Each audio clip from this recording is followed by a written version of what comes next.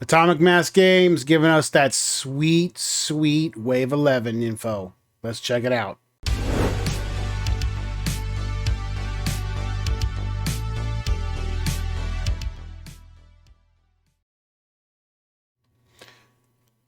Well, it's official. Wave 11 is up for pre-order at the Asmodee store. Let's check out some of the details. I am super excited for this. Boom. Black Sun box set. Gonna zoom in. Zoomies.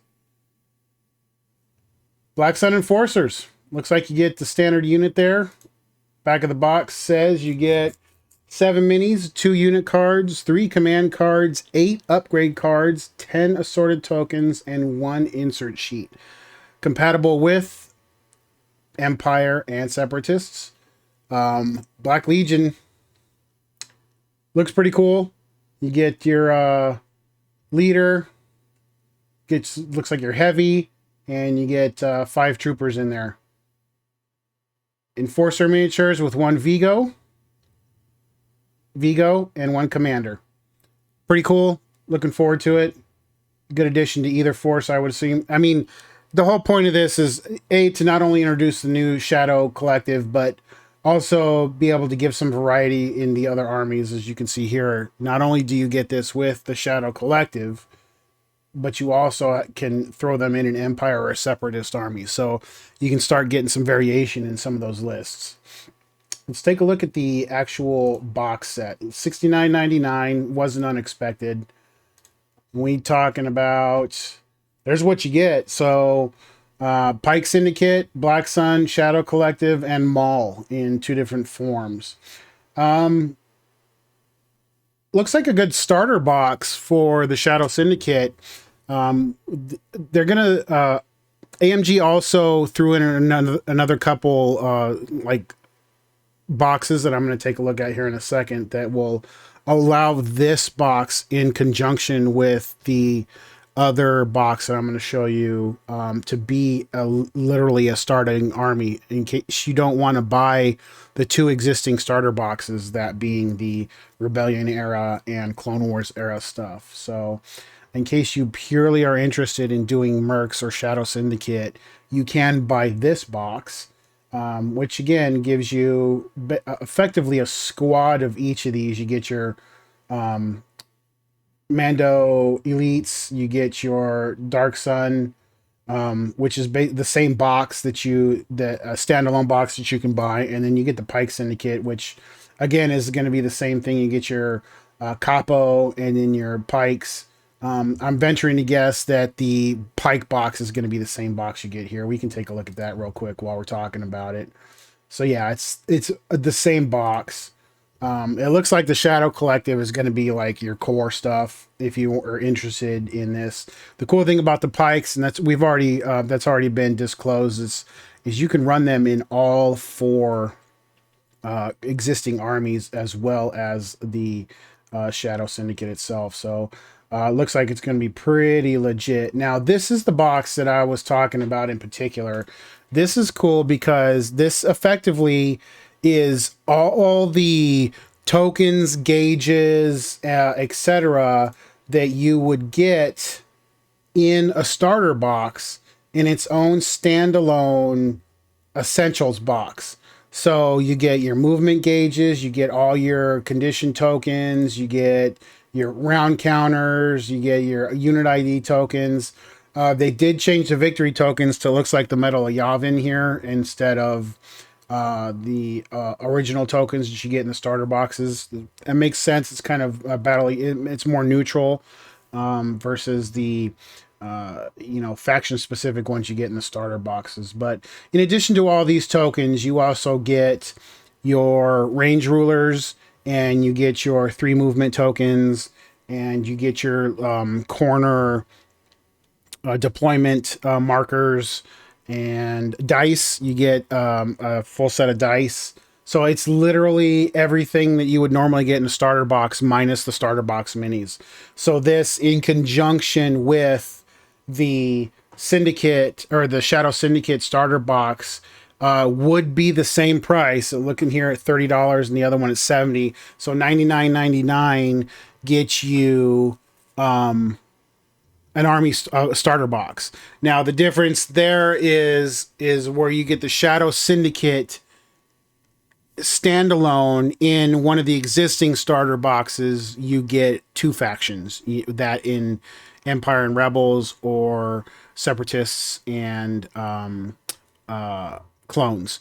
So there is that bit of difference there, but again, you could spend $100 and get your Shadow Syndicate starter box and this Essentials kit, which gives you everything you need to play the Shadow Syndicate, or you can spend an additional $70 to get two other factions plus the Shadow Syndicate because you'd have to buy the starter box. So it was a smart move of them to do this Essentials thing. And even if you have a starter box, this might not be a bad purchase to get a second set of range rulers, a second set of dice, a second set of movement tokens. So that way each side can have their own in case, you have a friend over that doesn't play the game or has never played the game before, doesn't have their own miniatures, and you want to introduce them. It's cool to have a second set of tools, for that scenario. Additionally, we're looking at this, card pack 2. It's upgrade card pack 2. Now obviously you have the original upgrade card pack. This one is going to give you cards to utilize the existing mercs that are faction specific as mercs themselves in their own unit or their own list. So yeah, Cad Bane, Bosk, Boba, I don't know who those two are, to be honest with you. Those actually might be unit cards. There is another unit card that's coming out that's pretty cool that will allow you to purchase. It's a 5-point command card that will allow you to purchase an additional bounty hunter unit and be able to issue orders from that faction commander. So as it was before, if you didn't have, say, if you run like a rebel army and you had, Leia or Han or, Luke or whatever, they couldn't issue orders to anybody that wasn't rebels. With this card, this 5-point card, now you can dump in mercs, or I would assume the pikes or something along those lines, and that Leia, that commander, that rebel commander, could now issue orders to those non-rebel units. So that's a pretty big deal. That card I would expect to be in here. It just makes sense. In addition, you'll see some also not only the bounty hunters, but you'll probably see some unit cards, maybe some tanks, maybe vehicles that will allow you to take those originally again, like the Empire. I saw images of the Empire, or not the Empire, the Rebel, that giant transport van looking thing. I forget the name of it. I apologize, but that I've seen a card that will allow you to take that in another faction other than Empire. So there is some synergy and some interesting things, like with that 5-point command card. Would you be able to take another one of those tanks? So it will allow you to take like 3 heavies in a rebel list, or in an Empire list, would you be able to take another operative and have more than the allowed operative allotment? So there's some questions out there that we'll see what happens when this all releases, but definitely some interesting things are coming. And then you got your Mandalorian Super Commandos. That's the other box that's coming. Nothing too crazy there. The interesting thing is, I know there was a question of whether or not this particular Rook cast was going to be her own character card. But it doesn't look like that's going to be the case. It just looks like, based on what you see here in the contents, it looks like she's just going to be like the unit upgrade. Maybe whether that's heavy or she's going to be the unit commander. maybe she'll have, or in the future they might do something for her, or maybe she'll have something specific that sets her apart from the other Mandos as far as her abilities or something along those lines. Won't know until they come out. But based on what we're seeing here, she is not going to have her own standalone card. So she will be in the unit as a whole. The other thing we got is we've seen Gar Saxon already. He's coming out. He's going to be multi. You can have him with the sniper unhelmeted. You can have him with the shield and the pistol helmeted. He's been leaked already, but now we got the confirmation that he's coming. And then that's about it for the pre-orders. Good stuff coming. I mean, the fact that it's pre-order means that we should be seeing it here in the next couple weeks. Coming to the ye old FLGS, or like you could do there, you had the you could order it directly from the Asmodee game, Asmodee store itself. I'm super excited for this. Given a previous video I did today, you can see the state that 40K is in right now. It's a mess. And it's nice to see that other alternatives are out there, and those alternatives are only getting stronger with the addition of more options.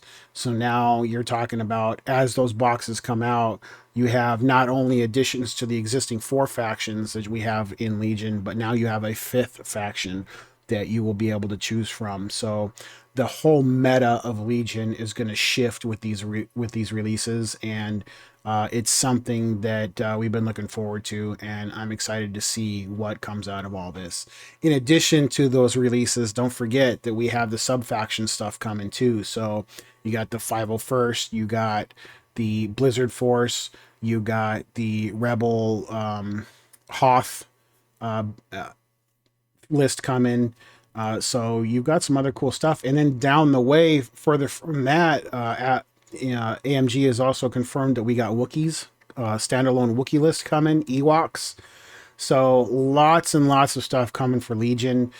What I'd be interested to see is if we see a new release for Legion as far as like version 2 of the starter box, or version 3 of, you know what I mean? Like, we have versions, editions, a new edition, so to speak, of Legion coming, whether that's, you know, like a rules cleanup or something that may be a little meatier than a FAQ could address. That's, you know, to be determined based on what we see going forward here with all these faction releases, everything. I got the sneaking suspicion that a new version could be coming, given that we're going to have, well, 5 core lists and 4 sub-faction out of those core lists. So I would probably see a new version coming that just kind of rolls all that up into a single book or something along those lines, so you don't have to piecemeal everything together going forward. I'd probably look for that in the next year or two, maybe after Wookiees and Ewoks are officially out and part of the range, the miniature range. But who's to say? AMG has stuff planned years in advance. I think it's like 2 years in advance. We've learned that already through the Marvel Crisis Protocol feeds and things like that. They have stuff that they've got ready to go. They're just kind of waiting on approvals from the powers that be, in this case for both Marvel Crisis Protocol and Star Wars Legion. That would be Disney and or LucasArts, respectively.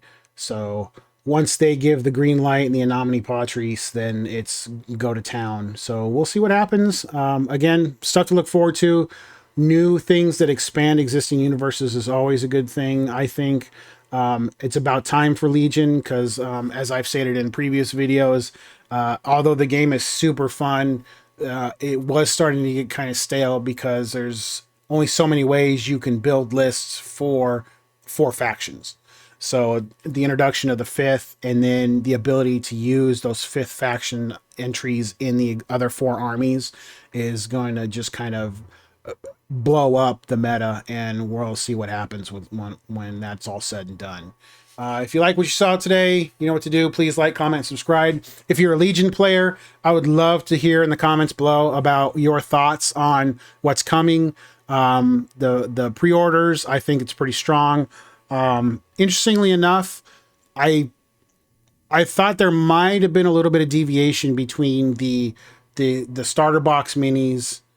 Starter box, probably the Battle Force box is more accurate. The Battle Force box minis and the actual individual box sets of squads. So there was just a little bit of deviation in the units. So, but it doesn't appear that's going to be the case. It looks like they're going to be pretty cut and paste between the Battle Force box and the individual squad boxes. That being said, it's still cool. We got a bunch of new stuff coming. Hope you're looking forward to it as much as I am. And until next time, kids, keep slapping paint.